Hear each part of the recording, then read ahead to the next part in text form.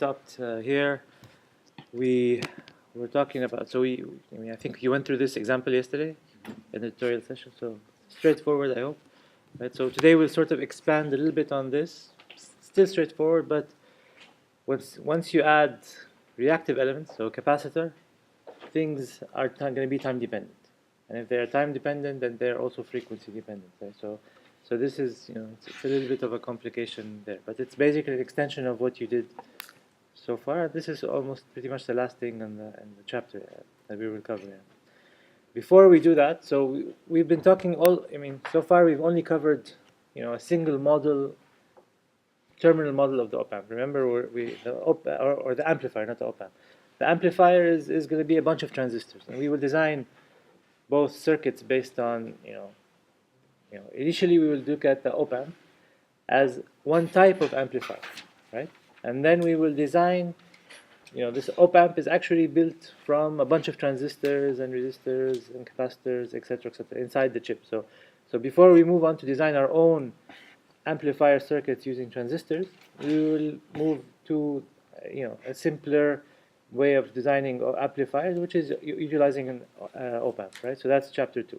So before we are able to do that, we need to understand, how these circuits, amplifier circuits, will behave when you have frequency-dependent components in the model, right? So the model is not only resistors like we have here. This is a very approximate, crude model of the amplifier. A more elaborate model will have some capacitors. But before we move to a more elaborate model, there are some sort of analogous models, right? So, we talked about the Thevenin equivalent circuit and a Norton equivalent circuit, right? So there's a way to model the amplifier using, every time this does that.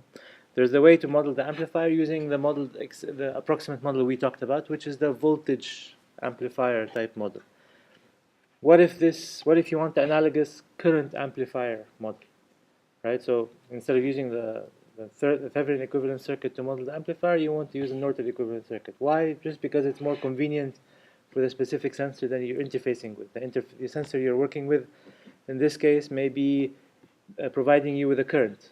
It's very common for sensors to be providing 5 to 20 milliamps. Very common. So there's a lot of sensors that provide 5 to 20 milliamps, and you utilize those in circuits right away. So how would you prefer to model that? You can still model that fine. You can still try to deal with it as the voltage model, but it may be more intuitive to deal with it as more of a current model for the amplifier, right? So, but they're all equivalent, right? You can convert the Thevenin equivalent circuit to the Norton equivalent circuit, right? So the amplifier models that we will present here, I think did you solve one problem yesterday with the current source instead of a voltage source or not?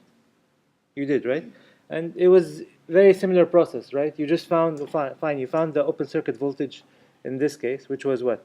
This current multiplied by this resistor, right? So the process is the same. The open circuit voltage here this is the open circuit voltage. If I put a resistive load here, then the voltage here will be the voltage divider between this resistor and the resistor that I have on the output. If I put a resistor here, then the voltage is what? I have to do current divider rule. So I have this current coming out here. I have to do current divider rule between the two resistors to be able to calculate the voltage, right? So the circuits, at the end of the day, they will produce some voltage at the output, right? But sometimes it's more convenient to just model them as a current input. So this is the one we studied in detail. This is the one you did an example about yesterday in the recitation session. And here, fine, the sensor has an input current. This input current passes through this resistor. It converts to a voltage. This voltage is going to drive this dependent current source. This dependent current source will push current through this resistor and produce an open circuit voltage at the output. So it's just a model, right? So they all do the same thing, but they are just different ways to model based on the convenience. So you have some certain sensors that you want to model in a certain way, or certain devices. Later, when we talk about BJT amplifiers and MOSFET amplifiers, we will understand better why sometimes it's better to use these types of models. Okay, so for now, let's take them as like you did yesterday's in yesterday's class. They're just a way. Okay, they're all equivalent, and we just solve the circuit, and we want to find the voltage gain. So to find the voltage gain, here this one is very similar to this one, right? It's a current source with a resistor in parallel, right? It's just the variables are a little different, and they will be useful when we talk about the transistor amplifiers later. Chapter 2, which is the op-amp, will only be using the voltage amplifier. For example, it's only going to be, we're going to mainly utilize the voltage amplifier. The chapter 4 and 5 will be utilizing these more, these two transfer characteristic or equivalent circuit models more.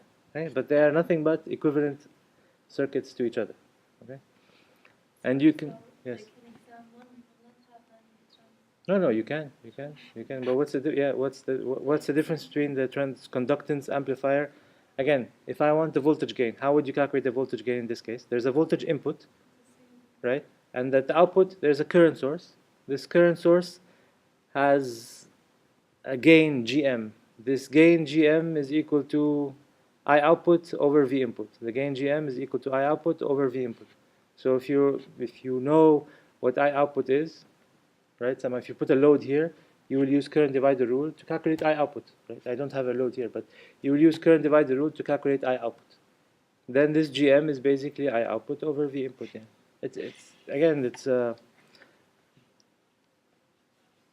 Yesterday when you solved AVI, you were given the gain, right? You were given the gain. I think it was GM, not. Right?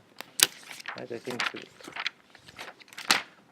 it was a gain GM, right? And you were given the gain.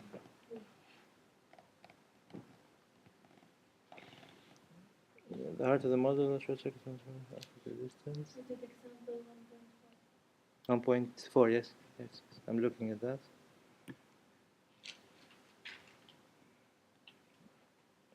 Yeah, you were given GM, right? So here, derive an expression for the voltage gain V output over Vs and evaluate its magnitude for the case Rs is equal to 5 kilo ohms, R pi is equal to 2.5 kilo ohms, GM is equal to 40 milliamps. So you will be given these gains, and so the gain AVO you will be given, or the gain AIS you will be given, or the gain GM you will be given, right? So if you're given the gain GM, right, and then you have a sensor whose input is going to provide 20 millivolts, and you're given GM, so this 20 millivolts converts to here. So this current source has a value of what? 20 millivolts, or 20 millivolts, or 20 milli times the value of GM that you were given.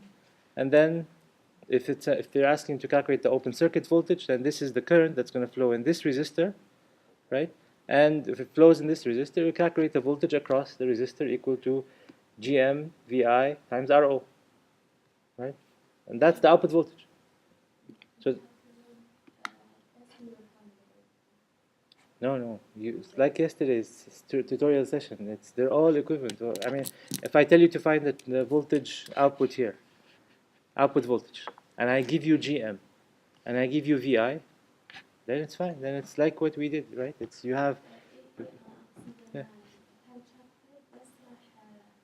In chapter 2, we will only be utilizing the voltage amplifier model for chapter 2. For this chapter, we introduced all of them, and we said that for now they are circuits. Why do we have a transconductance amplifier model? Why do we have a transresistance amplifier model? This will be very clear when we discuss chapters 4 and 5, the MOSFET and BJT based circuits. Because these devices, so some of these devices are current-driven devices, some of them are voltage-driven devices. So we will talk about that in the physics behind. So here we explained the voltage amplifier model very nicely last time, right? I hope so. So the current amplifier model is an analogous model for that. It's like Thevenin equivalent circuit versus Norton equivalent circuit, right? The transconductance amplifier and transresistance amplifier, we will explain the physics behind extracting the model when we talk about chapters 4 and 5. But for now, it's an equivalent circuit model to estimate the terminal behavior of an amplifier. And you will be given the gain of the amplifier to be able to calculate what you were calculating the voltage gain from input to output yesterday, or the current gain from input to output. or the power gain from input to output, right? That's what you were doing yesterday in tutorial session. Yeah. So it's the same. I mean, there would be nothing. I mean, the models are the models are all the same. That's why I asked Sam to do one that we didn't cover, so that I show you it's the same. And then the physics behind, or the reason why we introduced these, we will talk about later. So for now, just take it as a circuit model. Okay, it's an amplifier model for the circuit, and it's useful for sensors that here have an input that is current and a signal conditioning system that require current as an output. This is more useful for a signal or a sensor that has a voltage type output and a signal conditioning system that accepts a current type input, right? So it's just based on the convenience for now. Okay, so all of this again there are only resistors in all of these models so far. That's the thing that they all share. There are resistors and then some dependent sources. Okay? And again, to find, for example, if you're given the current model and you want to move to a voltage model like the Thevenin-Norton equivalent circuit, you utilize Ohm's law. And here, what we would do is you equate the open circuit voltages. So the open circuit voltage for the voltage amplifier is, let's go back here, this is the voltage amplifier. The open circuit voltage is equal to what? This gain, right? There's no current, it's open circuit, so the open circuit voltage is equal to this, AVO times VI. AVI or AV, whatever, I cannot see this very well. This A gain times VI is the open circuit voltage here, right? I am given this model and I would like to convert it to this model, right? I'm given the current model and I would like to convert it to the voltage model. Just, remember when you were converting from Thevenin to Norton equivalent circuits in 214 for convenience of solving the circuit, right? It's the same thing here. So here I'm giving this model and I want to convert it to this model. How would you convert them? I would equate the open circuit voltage in this model, which is what? What is the open circuit voltage in this model? Exactly, so it's AIS, II times RO. And the open circuit voltage model in this case is A times VI. Right, so I will equate both of those. Let me write those.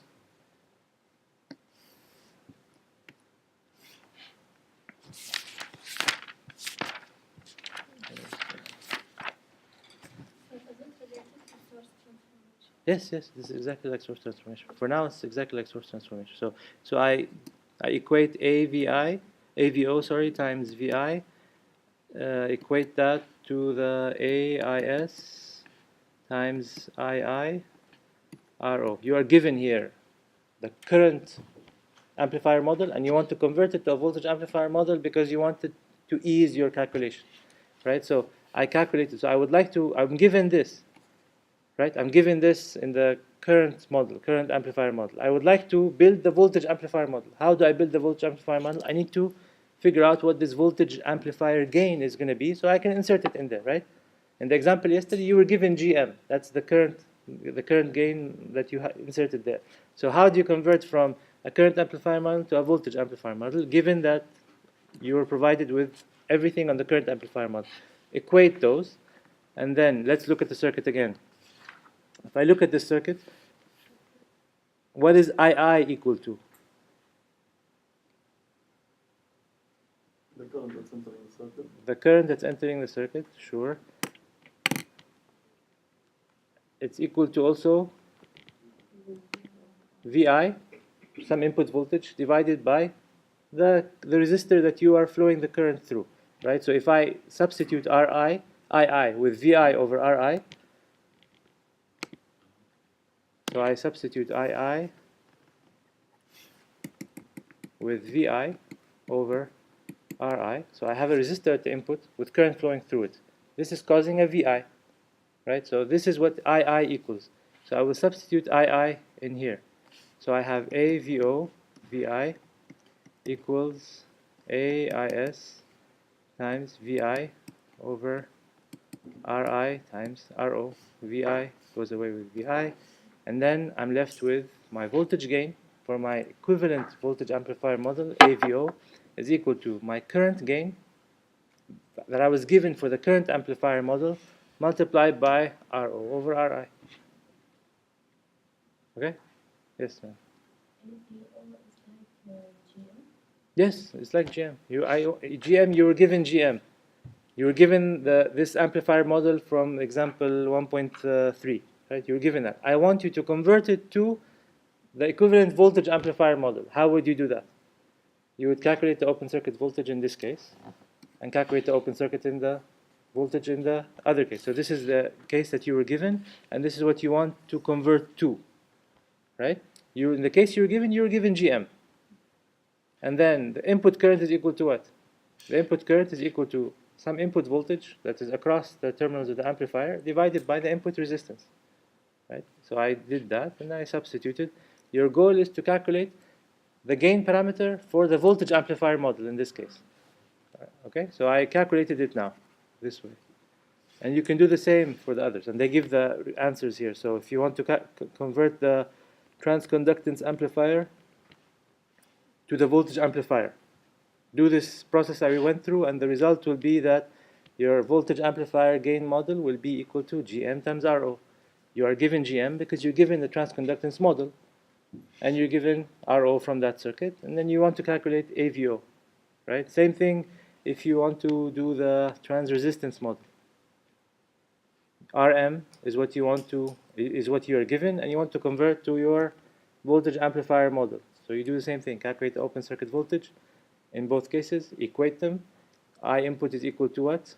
V input over Ri, and you calculate your AVO in that case, right? So any of the models can be converted to each other, right? That's exactly like source transformation. Okay? Questions on this? Okay. Okay. So all of these models were still only resistors and dependent sources, all of them, right? So nothing still is time dependent yet. And the other thing about these models is that they are unilateral. So the unilateral meaning the signal is flowing from an input to the output.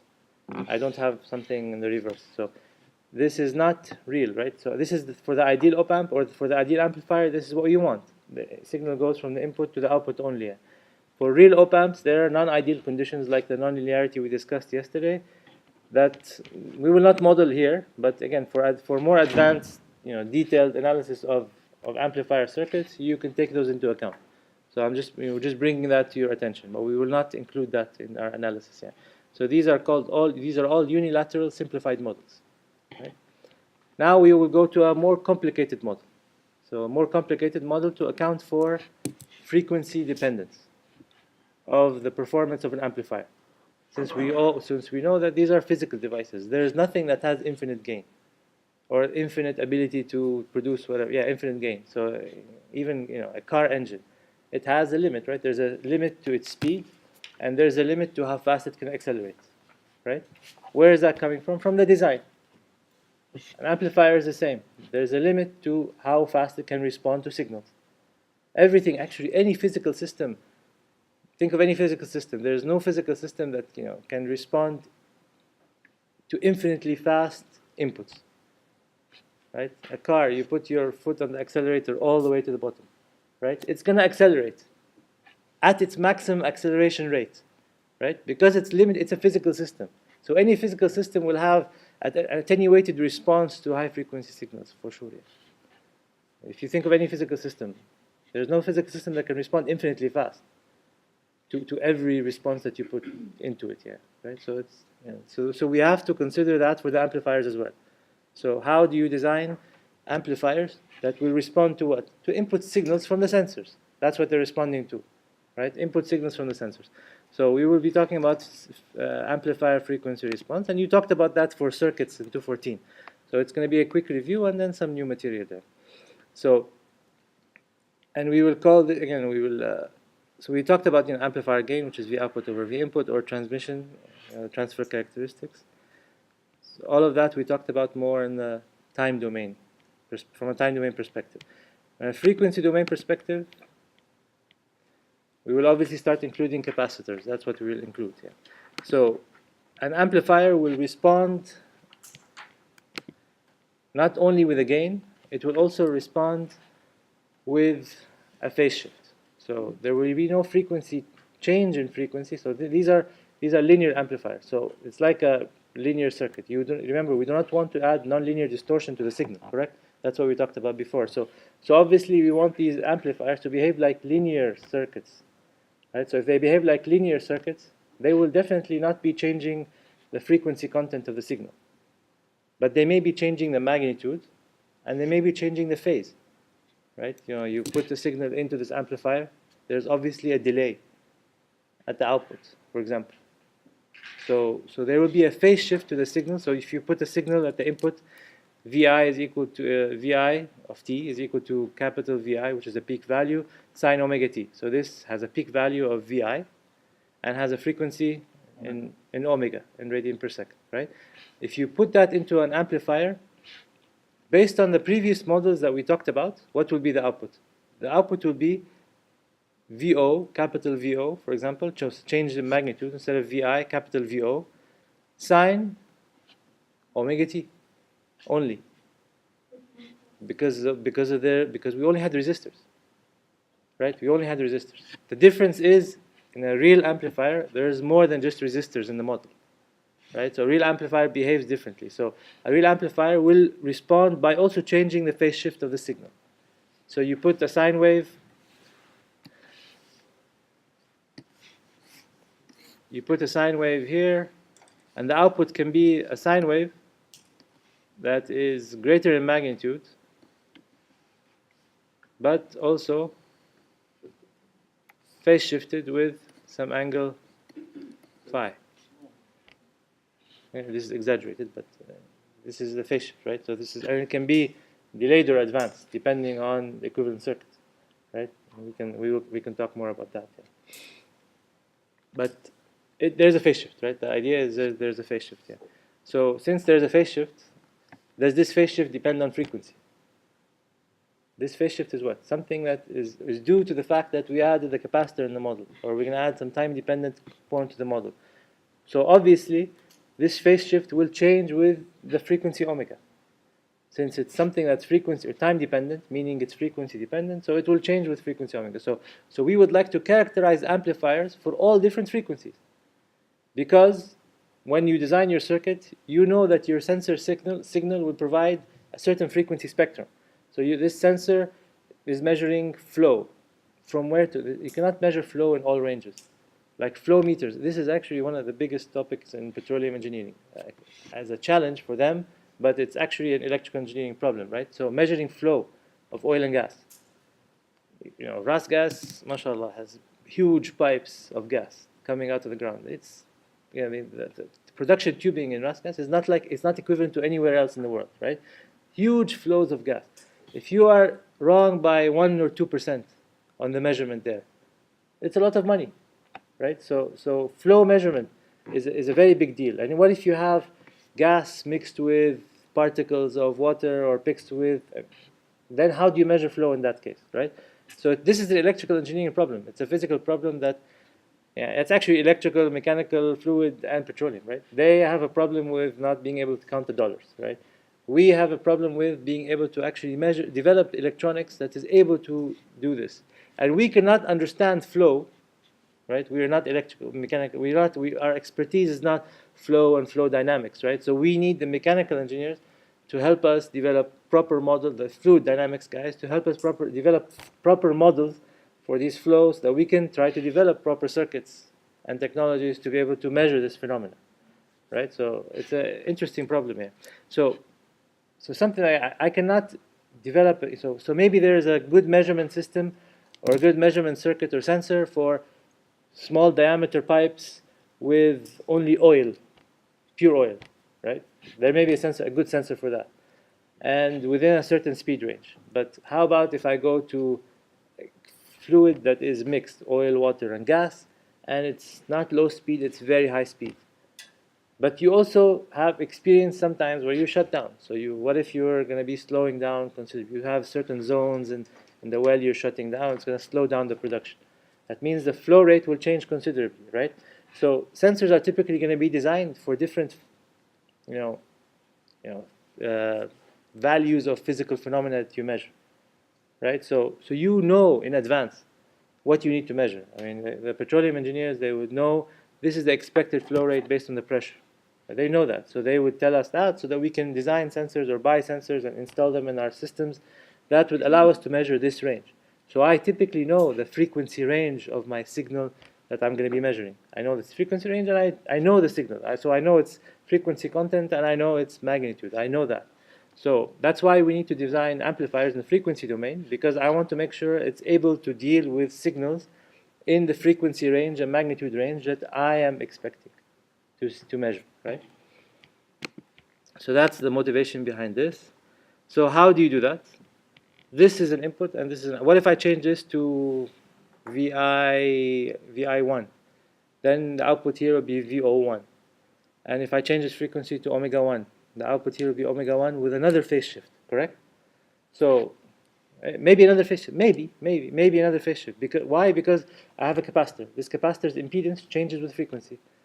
X of C is equal to 1 over j omega C, right? So if impedance depends on frequency, so if there's a capacitor in the path of the signal, it will impede the signal from going through differently for different frequencies, right? That's why there's a different phase shift in that case, right? So because it's a different, if 1 over j omega C is in the denominator, this has an angle, right?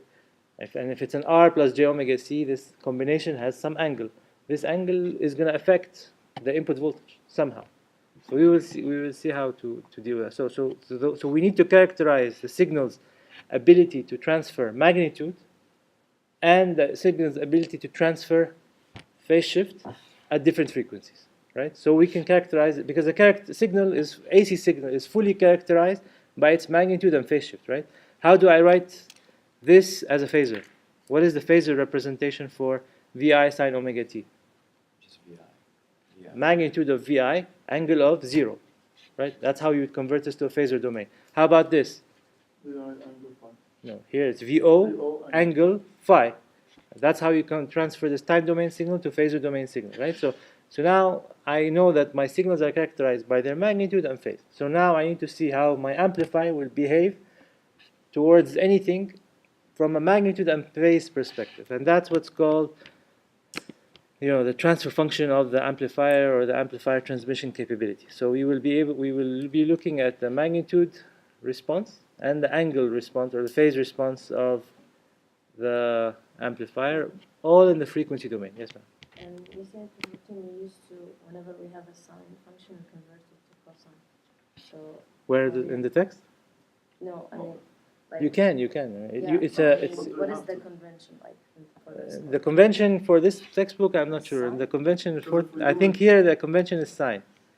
I think. I mean, in the convention and in the power systems book that I teach from, it was cosine. So, but it's a convention. I'm sure they will either discuss it in the textbook or the problem. Yeah. So what shall we use? For now, let's use sine. I think. I don't know. I think there's an example. So that example will show us. Yeah. So the input here is sine. In example 1.5, the input is sine, and they use the sine as it is. So they use its frequency right away, and they don't add an additional phase shift. So the convention in this textbook is a sine, right? So, but yes, I understand where you're coming from because some textbooks use a cosine as a convention. Yeah. So if the cosine was the convention, we would have to add 90 degrees to any of the angles, right? So, but here, let's say the convention is the sine. Okay, so we will be plotting the magnitude or amplitude response and the phase response of every signal. And we will want, the objective is to make sure that our amplifier is going to do what? We want to make sure that we're passing through the input signal from the sensor to our follow-up system, which is the computer, for example, with good gain and good power, if required, right? If we're going to be driving a microphone, or a speaker, we want also power to drive that, right?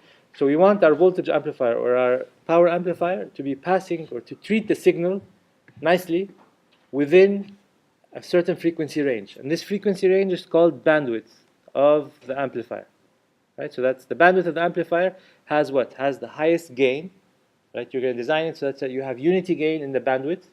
And of course, this doesn't show the frequency plot, but you also want to make sure that it doesn't distort your phase considerably, or if it does, you know how it's distorting. But ideally, you don't want it to distort the phase as well. Because, for example, in a power system, let's say you have a power system, and you have a fault in a power system. If you are going to measure, you're measuring all your voltages and currents to analyze. As a power system engineer, you want to analyze, okay, why did the fault happen? Okay, so you look at the current, you look at the voltage in different locations, and you have to put them all on the same time axis. Because you want to see what happened. Okay, so there was an overload here, current increased, breaker opened, blah blah blah, right? So all of these things have to coincide with time, right? So if there is a phase shift between this signal and that signal and this signal and that signal, you cannot come up with a root cause. You never will be able to come up with a root cause, and that's all this hype about smart grid these days, right? So the hype about smart grid is, now we want to measure more. You want to measure more, which means that we have to take care of the signals. We understand that these signals all have to be at the same. So if I'm looking at the signal, I need to know that this signal is actually coinciding with that signal in time. So we're adding a lot of more measurements and data in the power system. That's what people are doing. You're adding all of this. Then you have to make sure that's why all the communications engineers are interested in this topic now, because latency in computing, latency in signal conditioning, latency in amplification, all of that is something that people are dealing with right now, because before we used to measure voltage and current, but not instantaneous, just RMS values. We know what the loads are, and fine. There's a shutdown, there's a blackout, there's a blackout. But when you have a blackout that takes out all of the northeast of the U.S., it becomes more critical, right? It becomes a lot more critical than my home or your home losing power, right? We have industries now that cannot be shut down. If they're shut down, it costs millions of dollars to restart the process, for example, right? So people are demanding more from the power system. Since they're demanding more from the power system, it puts this interesting spin on new interest in power systems that we're seeing right now. Yeah. Okay, so this is bandwidth.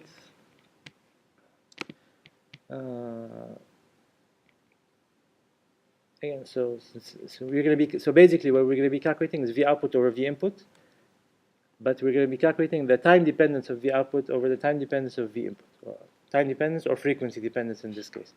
And this can be done using the frequency domain. It's called frequency domain analysis, and it can be and we can either utilize J omega or S. The J omega and S are interchangeable, right?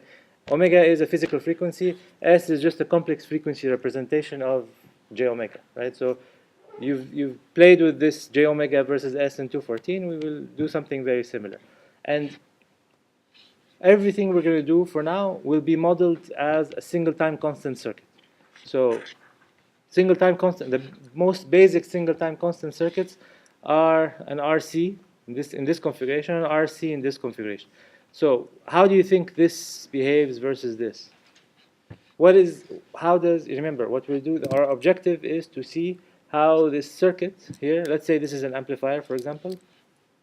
How is this circuit as an amplifier behaving from DC all the way to high frequency? How does this behave? Put a DC signal for VI. What do you get at the output? You get VI Why? with time, because the capacitor will act like a short circuit. No, capacitor for DC is an open circuit. Open circuit. Yes. But then you get VI. Yeah, sure. No, you will get VI, exactly. You will actually get VI because a capacitor for DC is an open circuit. How about here? Capacitor for DC is still an open circuit. So what am I going to get at the output here for a VI that's DC? Still VI? No. What do you get? Nothing. Right? It's an open circuit. Capacitor is DC is an open circuit for DC. So what does this mean? How about at very high frequencies? How does this circuit behave? Capacitor at infinite frequency is what? 1 over J omega C is the impedance. 1 over infinity is 0. So what is the capacitor's impedance for an infinitely large frequency? 0. So what do you get at the output? The short circuit. But still you get VI. No. I want V output. How can V output? I have a short circuit across it. Short circuit. So short circuit, voltage across it is 0. How about here? Short circuit for very high frequency. Okay. So what do you get at the output? Okay. What do you get at the output for very high frequency? No, you get VI now. Exactly. Because, yeah. Right? So this is behaving So, as a high pass filter. so basically, When it's high frequency, it acts like a short circuit. Yes. When it's high voltage, No, low frequency, low frequency, it acts like an open circuit. So, if we utilize these circuits this way, we get this circuit behaving like a low pass filter. For low frequency, it lets the signal VI through. Keep increasing frequency. What's going to happen? This becomes smaller and smaller impedance. Smaller and smaller. If it's a smaller impedance with current flowing through it, smaller value of voltage. Right? Until it becomes a short circuit. If it becomes a short circuit, there's 0 volts across it. So it starts with full voltage across it, equal to VI. And then ends with 0 volts across it at some frequency. Right? So this is behaving, if we plot the magnitude, it behaves like this. decay function. Right? At certain frequencies, it will behave like open circuit. The capacitor open. It will just let VI through. Right? And then at infinitely large frequencies, it will attenuate. I mean, it will become 0 at some point. If this is frequency, right? This is basically what it's doing. It's go like this. Like what? Like you're going below 0 now. No. Yeah, I'm plotting this in dB. Sorry. So what's log of 0? Okay. Right. So sorry. We will plot everything. Remember, in frequency domain, we'll be plotting everything in dB. Okay, so that's the objective of what we're trying to do next, right? How about phase? How is this circuit going to behave for the phase of VI? Let's say VI is now a sinusoidal signal. Initially, we said capacitor is open circuit. So what will be the phase of the output? Since there is no capacitor, there is no constraint. Exactly. So they're in phase. How about later? Later, then you have to calculate the current flowing through the circuit and the voltage across the capacitor, and the current will be due to the impedance of this R and C together, right? So it's going to be current is equal to the voltage over the impedance of the RC circuit, and this will produce a certain phase. And this phase will change every time you have change in frequency because the value of the capacitive impedance will change, right? So do we agree now that as we also increase the frequency, phase will change? Right? Sarah, you're not taking notes because you're concentrating. So, do we agree? Initially, again, this is open circuit, so only resistor, like before. Then input, output have the same phase. Anytime you put in a reactive element, then this reactive element is going to affect phase. Because the current flowing in the circuit now is V divided by R plus J omega C, R plus 1 over J omega C. And this impedance 1 over J omega C will change with frequency, which means that the phase of the current and the magnitude, of course, will change. We established that the magnitude will change. I want to make sure that we are agreeing also that the phase will change. Because capacitors, the impedance of the capacitor is into the circuit now, and it's going to be changing with frequency. So phase will change. Okay? For both circuits. Same, because this impedance is actually also changing. The current is also V divided by the both impedances, right? Okay. So this circuit is behaving like a low-pass filter. This circuit is behaving like a high-pass filter, right? In simple terms, yes. The first circuit, like when we have high frequency, Yeah. we will get nothing. At very high frequency, this capacitor impedance is very, very small. So it's a short. So it's like a short circuit. So we wouldn't get. At infinite frequency, yes. At infinite frequency, but there's no such thing as infinite, right? But that's what you do. You would characterize your circuit from DC to high frequency, or you typically do it actually in your region of interest. If your sensor here is not giving DC, this sensor is providing an AC output that has a minimum frequency of 50 hertz, then you're not interested in DC, right? So What about inductors? it's very difficult to construct inductors on a chip. So typically on a chip, we will only make capacitors. I mean, there are some people working, lots of research papers now and new products introducing inductors on a chip. But inductors on a chip they're more bulky and they're more difficult to manufacture. Like capacitors, what's on plates, right? So remember our when we zoomed into the microchip, blah blah blah, and we saw what? Just a bunch of plates, bars, a construction project, right? But how about making a coil? It's much more difficult, right? It's a much more difficult. So people are working on inductors that are not typically what we see a coil like that, they work on planar inductors, for example. So you make PCBs on top of each other, and you try to make coils on top of each other, and you construct an inductor that way. So it's much more difficult to construct inductors. So typically we do not use inductors when we design integrated circuits And the capacitor on would chips. probably do its job. Hmm? Like a combination of circuits could probably do an inductor's job, right?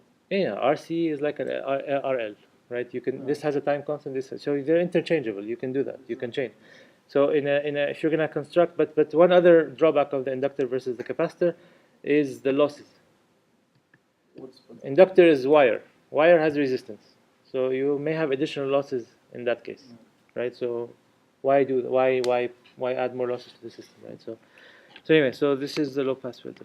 So we will analyze these circuits in the time and frequency domain, and it will lead us to what the amplifier will do. So let's look at one of these circuits for simplicity, and then we move to try to generalize a little bit. So we want to do what? We want to look at the magnitude and phase responses, right? So magnitude of V output versus V input. That's the magnitude response. So what is V output over V input here? V input is our signal, V input. V output is V input multiplied by this impedance over the two impedances added together, right? So if we do this, We have to know if it's like a high frequency. you will characterize your signal from low frequency to high frequency. You will do that. That's what the frequency response is. Frequency response is a plot from 0 to some frequency f. Are you going to plot to infinity? No, you're going to plot to whatever your interest level is, probably.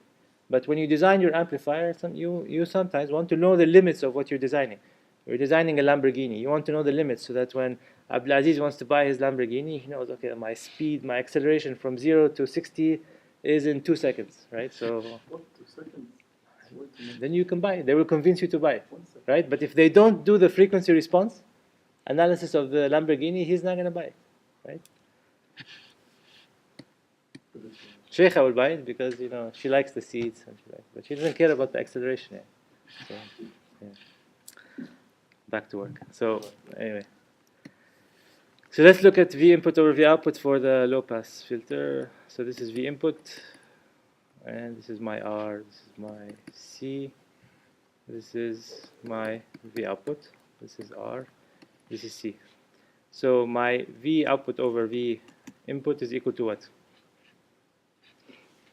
What's V output? 1. V output is this. It's the current flowing, which is I, multiplied by the impedance, right? No, impedance in the output is what? 1 over j omega c, right? Only the output impedance, right? Because this is the current flowing in the circuit, right? V output, the voltage here between these two terminals, is equal to the current here flowing multiplied by the impedance of this capacitor, right? This is V output. How about V input? Is the current flowing also multiplied by what? These two, yes. What? Ahmed's happy. Why? Question? You're okay? Okay. So it's this the voltage across this one plus the voltage across this is V input, right? So it's IR plus I times 1 over j omega c, right? We agree? Why do we add them? Because it's the voltage. I'm looking for VI. This is Kirchhoff voltage law. This voltage plus this voltage, right? That's the total.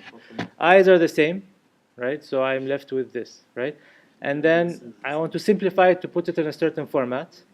And I don't like to write j omega, but I'm too lazy. I'll just write s, right? It's the same, right? So let me do this. So 1 over s, and then r plus 1 over SC. Huh? SC, sorry. I'm so lazy, I don't even write C's. Right? So 1 over SC over R plus S. So then I will simplify it. So I will multiply it by SC, top and bottom. So I'm left with 1 over 1 plus R, 1 plus S, no, I like SRC. Why? Because this is, remember the time constant for RC circuit. It's tau equals RC. Yeah, so it's equal to tau. Yeah, so it's going to equal to tau. So I'm going to be so lazy, I'll write tau. But what is tau? But I will come up with another way to do it actually. So I will come up with another variable called omega naught. I'll say omega naught is equal to 1 over RC. Right? So how can I can write this as 1 over 1 plus S. I'll write omega, since it's j omega, right? So I'll write omega. Let's drop it for now. Let's even drop the j for now. Actually, no. Let me just keep the j. Keep the j. Sorry, keep the j. So j omega. I go back to being not lazy. And then instead of RC, I'll write what? No, 1 over omega naught. 1 over omega naught becomes back on the top RC, right? We're okay with this? Yes. Why not? J omega. S, remove it, put j omega.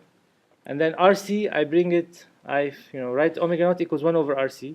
So I bring omega naught in the denominator. So denominator is a numerator, right? So I write it in this form. So V output over V input. This is the magnitude of this signal. Why we wrote it this way? Because the plot I will show next is the axis is in terms of omega over omega naught. That's why I wrote this. Okay? And we will see the plot now. How about, so this is the transfer function, right? What's the magnitude of this transfer function, right? Now I want to come up with a magnitude and phase, because we want to plot the magnitude and phase of these functions. So what's the magnitude? Magnitude of the top is what? 1, right? Right? And then magnitude of the bottom is? What's the magnitude of a complex number? It's square root of 1 squared plus omega over omega naught squared. So that's the magnitude of this system. So if I plot this magnitude versus frequency, that is the magnitude response of this circuit. Right? So what happens, just to simplify matters, what happens at omega equals omega naught for the magnitude? Because this is the magic number that I talked to you about last time. 1 over square root of 2. So this magnitude will be 1 over square root of 2 at omega is equal to omega naught. What is 20 log 1 over square root of 2? 0.77. 20, what's 20 log blah blah blah. 0.77 is 1 over square root of 2. Negative 3 dB, right? So at omega equals omega naught, meaning omega naught over omega is equal to what? 1. Right? So because omega is equal to omega naught. So this axis is omega over omega naught. So it's omega naught over omega naught. So meaning at 1, I have my minus 3 dB point. This is my corner frequency. This is my minus 3 dB point. What happens before that, from a magnitude perspective? Omega is less than omega naught. And what happens at omega much bigger than omega naught? Because that's easier. What happens at omega much bigger than omega naught? Then the denominator becomes large, and if it becomes large, then the magnitude becomes small, right? And the vice versa. What happens? So here becomes small. How about here? I know that it becomes small. I lost 3 dB, and then at some point I'm at 0. So 0 dB. 0 dB is unity gain, right? 20 log of 1 is 0, right? Do we agree? how is that minus 3 dB? The minus 3 dB here comes from omega is equal to omega naught. I understand where you got it, but how do you got it like this? I just decided. I'm the professor. You said at this point is the This minus- is 0 dB. 0 dB. This is 0 dB. Okay. Right? I can't see it. Yeah, this is 0 dB. Sorry, I should have put it there. But this is 0 dB, right? So Okay. if this is 0 dB, I said, okay, at 1, at omega equals, so omega naught over omega naught. They're equal. Omega equal omega naught. So at 1, I have my minus 3 dB point. So I said this is minus 3 dB. Right? No. And then, just to come up with an approximate drawing of this, okay, what happens at high omega versus omega naught? Okay, it attenuates because this denominator becomes big. What happens at low? Fine, it becomes at very low. Let's say omega is 0. Omega is 0, I get what? 1. So 20 log 1 is 0. 0. Right? So this is the magnitude response of this circuit. And this is what we expected. And this is the magnitude response versus frequency. Omega over omega naught is a frequency. I mean, I'm looking at frequency, right? Do we agree? How about phase? How about phase? How about phase? Quick. What's phase of 1? 0. 0. There is no phase. The phase is 0. How about phase of this? 0 and 90. No. Phase of a complex number. What's phase of... No, you don't do that. What's phase of a complex number? Inverse tan, imaginary over real. Omega over omega naught over 1. So omega over omega naught, basically. But what about the angle? Isn't it 90? Oh, no, it's a complex number. No. Review complex numbers. No. Before, since you had a J, that meant that the phase angle is 90. But that's if a J by itself. J over. But this is not a J. This is a 1 plus J something. Okay, so it's a complex number. So inverse tan omega over omega naught. So you can bring it to the top. So this will be some angle. You can bring it to the top with a negative, right? So the angle of these two together is a negative tan inverse omega over omega naught. Right? You can bring it to the top, right? If an angle, you bring it, two angles on top of each other, two complex numbers represented in polar form on top of each other. You divide the magnitudes, and the angles, you have to subtract them from each other. Right? I don't understand the angle 0. Angle 0, this is a number.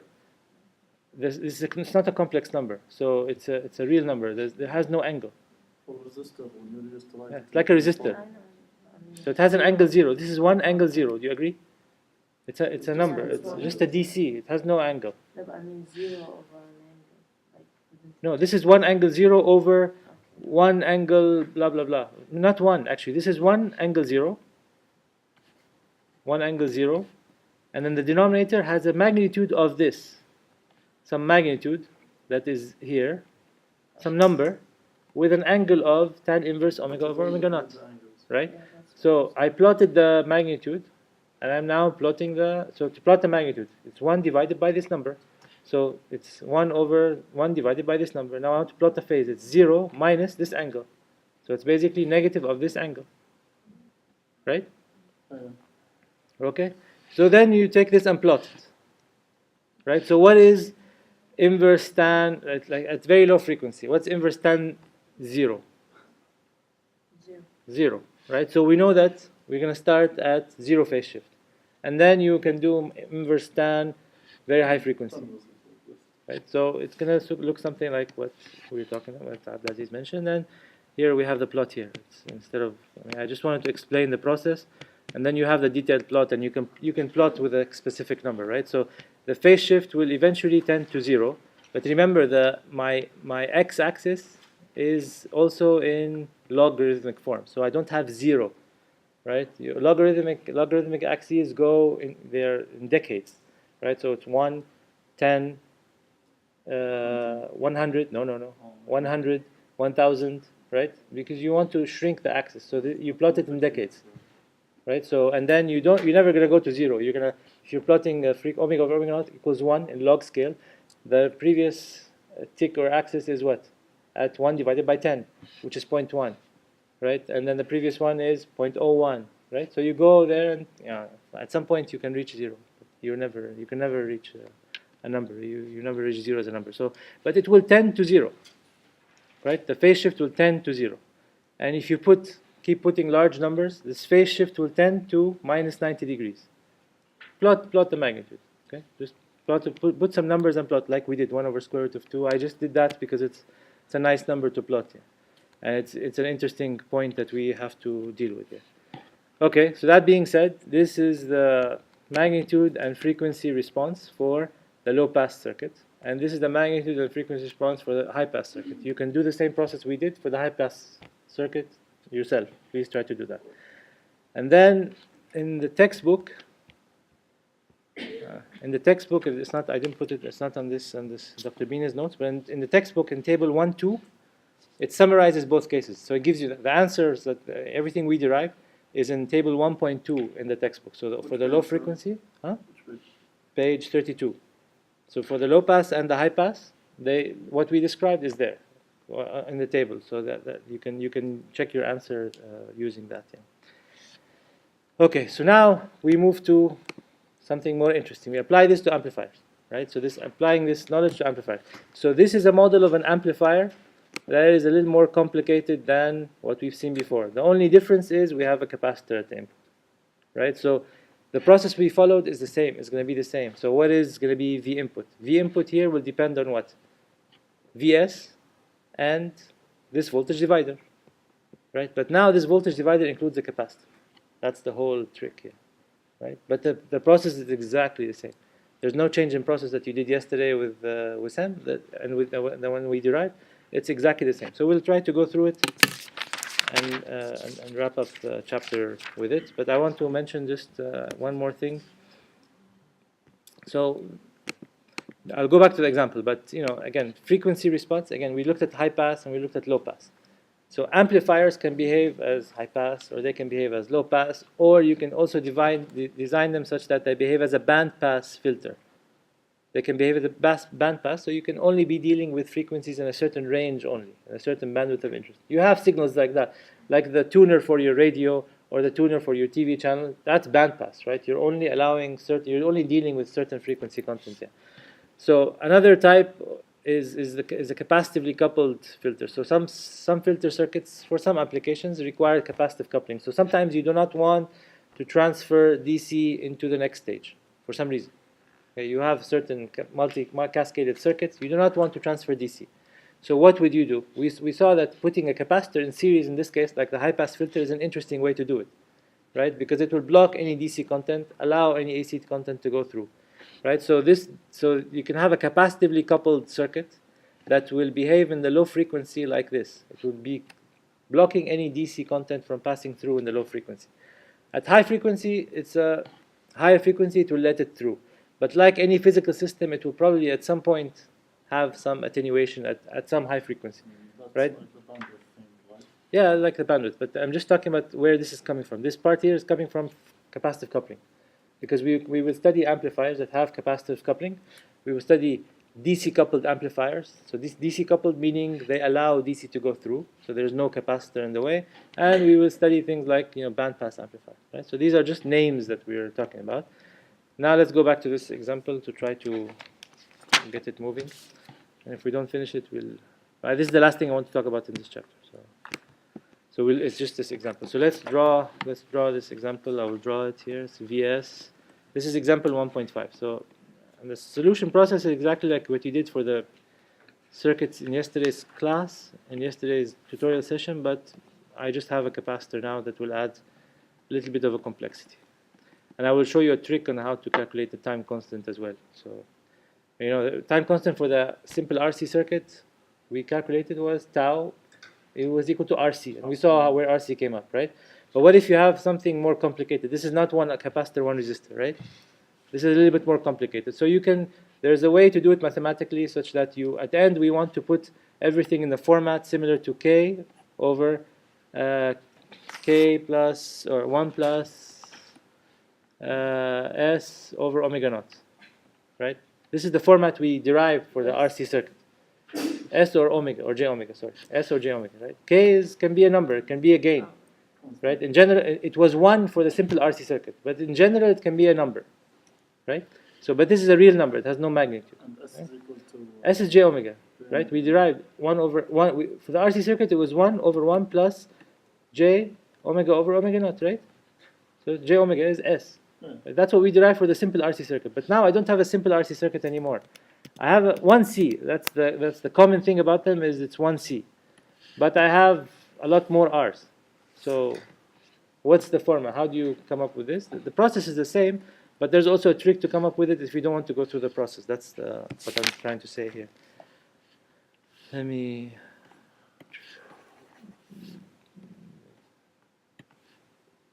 So this is my dependent source.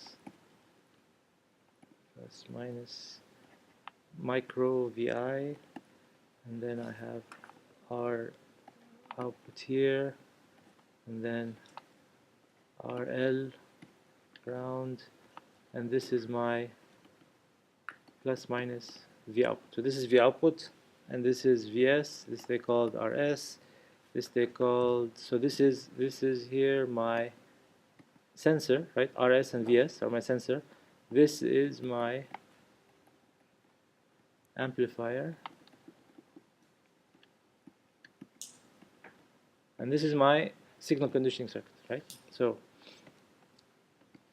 that's later, my computer, my whatever, something. Right, so this is our output, this is my mu micro times VI, this is CI, and this is RI, I believe, yeah, RI, and they call this voltage here at the input of the amplifier VI, right? So what are they asking for? The same thing that they asked for in the last example. They want the voltage transfer characteristics or the voltage gain of this circuit, and then the additional thing is that they give you some signals now, and they want you to tell them, okay, what happens to the signal after it passes through the circuit, right? If it was a simple RR circuit, it will just be changes in magnitude. But now it's going to be changes in magnitude and phase if I'm giving you something with a frequency content, and that's what they're doing here. So how do you go about them? Same process. So first we want to relate, VI. How is V output related to mu VI? By this voltage divider, right? How is mu VI related to VI? With mu, right? With mu. That's mu. How is VI related to VS? With this voltage divider between RS and this parallel branch, right? So the process is the same as we did for the pure resistors, but the only thing now is we have this parallel combination now that's in there that we have to deal with. Do we make an impedance of those to combine them? Yeah, we'll combine them in parallel, and then we'll do whatever we did yesterday for the example. Basically, CI is just J omega CI. Yeah, exactly. 1 That's over it. J omega CI. 1 over j omega, and then you have Ri in parallel with that, so it's this times that over the combination. This is this other R that we used to play with before, right? But this thing is now introducing something that is going to change the frequency dependence of the circuit, right? So that's the new thing that we're doing here. So as we just discussed, so Vi is equal to Vs multiplied by Zi over Zi plus Rs, where Zi is what? Zi is equal to the parallel combination of Ri parallel with Ci, right? So everybody's okay with this? So Vi here is equal to Rs, is equal to Vs multiplied by Zi, which is the parallel combination, over the sum of these two impedances. Okay? And then what? Then we can simplify. So Vs equal to I think you mean VI over VS. hmm? I think you mean VI over VS. No. Okay. So I want to simplify this a little bit. So what I can do is divide by Zi. I think that's what they did here. Divide by Zi. Yeah, they divided by Zi. So if I divide by Zi, I have 1, and I have 1 plus Rs divided by Zi. What is 1 over Z in Why? Y? So instead of writing 1 over Z, they like to write Y, just because it's nicer to write Y instead of 1 over Z. So they write it as Yi instead of 1 over Zi. Okay, so that's where this is coming from, because this is Rs divided by Zi, and then we simplify it further. So we have Vs over 1 plus, so Rs stays outside, and then we rewrite Yi as 1 over Ri plus SCI, Inverted. because this is the admittance of this circuit. Oh, it's not the inverted. Yeah, it's 1 over R, but it's when you add things in parallel, it's 1 over R plus 1 over R plus 1 over R, so it becomes easy. And this is, since it was 1 over SC, it becomes Yeah. SC. So it's just numerical, they're just manipulating the signal. So, and then, I'd write the voltage gain VI over Vs as equal to 1 over 1 plus RS. RS over Ri, right? 1 RS over Ri. I can write that, and then it's S times RS times Ci plus S times SCI times RS. Would you like it to be R first? Yeah. You can. Yeah, we can. That's what But they still, have. you know, That's what they have. inshallah. That's fine. So this is doing what? I move now from relating. I related VI to VS. Now I want to relate. I want to go to the second side. So what is? How is this dependent source? I just take this and multiply by mu. If I want to, but now I also want to take. So it's mu times all of this is going to relate VS. So mu times all of this, right? And then using this, so mu times all of this is the voltage here. And then I apply voltage divider rule here. So I take mu times everything, multiplied by RL over RL plus R output. That's going to be now relating my V output all the way to VS. Do you get that? Yeah. Okay. So I take, so now VI over VS, they actually simplified VI over VS a little bit more, so just because it's going to be useful. So they did this as well. So they took 1 plus RS over Ri.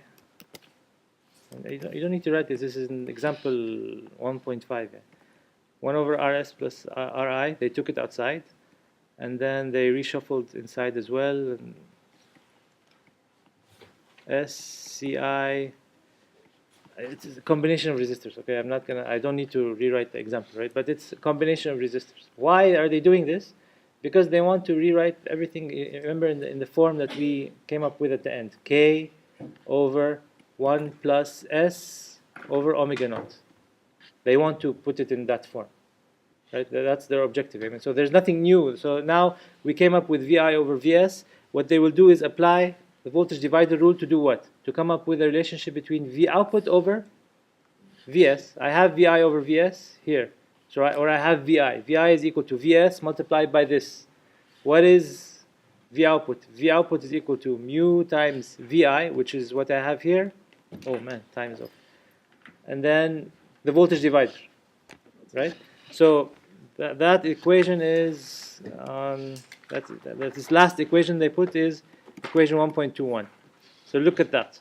And then this is now what?